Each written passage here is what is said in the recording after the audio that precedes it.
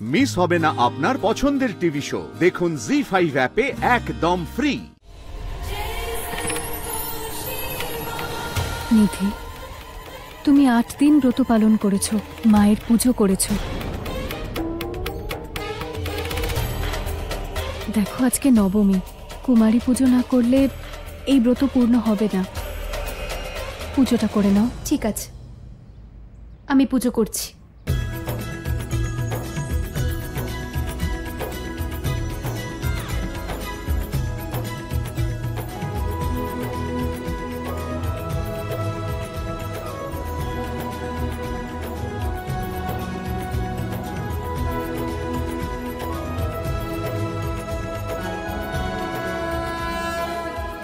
উষ্মা, তোমার প্রয়াস ব্যর্থ হবে না। হ্যাঁ দেবী সন্তোষী, যদি ঈশ্বরের ওপর ভক্তির কারণে নিধির উপর থেকে দেবী পৌলমীর প্রভাব চলে যায়, তাহলে ও নিজেই ইন্দ্রকে ছেড়ে দেবে, কারণ ইন্দ্রকে তো কখনো ভালোই বাসেনি। যদি এমনটাই হয় তাহলে ইন্দ্রের প্রতিশ্রুতিও ভঙ্গ হবে না। তারপর সাথে নিজের ইন্দ্রকে ফিরে পাবে।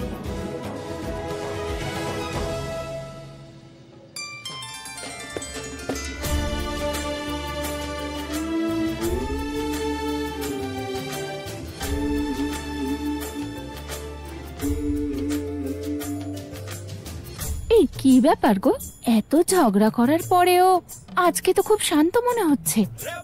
এটা আবার ওর কোনো নাটক নয় তো? না, এটা 8 দিন ব্রত করার ফল। মায়ের পুজো করে ও সন্তোষ অনুভব করছে। হ্যাঁ, তাই হবে।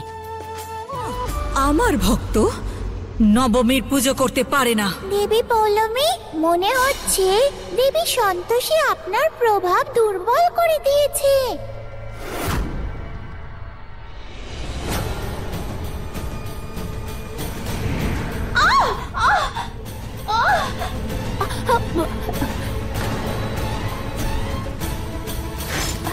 কি হয়েছে? খুব জোরে লেগেছে পায়ে। এটা ধরো। হ্যাঁ দাও। চলো চলো আমার সঙ্গে চলো, ওখানে ভালো করে বসো, সাবধানে। মনে হচ্ছে দেবী পৌলমী নিধির এই ভক্তি সহ্য করতে পারছেন না।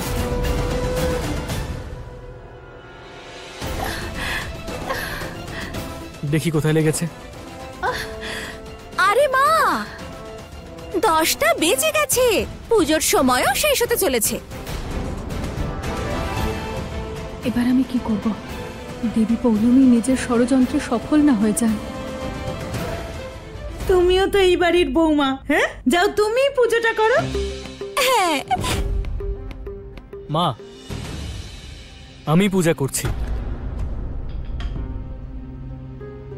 বৌদি তুমি প্রসাদ নিয়ে এসো। যাও যাও যাও। না না,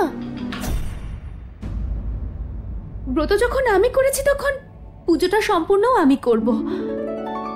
আমি কি করছো তুমি? তোমার পায়ে চোট লেগেছে তো, চুপ করে বসো, আমি পূজা করছি। না না না না, আমি করতে পারবো। জি5 ডাউনলোড করুন আর সব এপিসোড দেখুন একদম ফ্রি।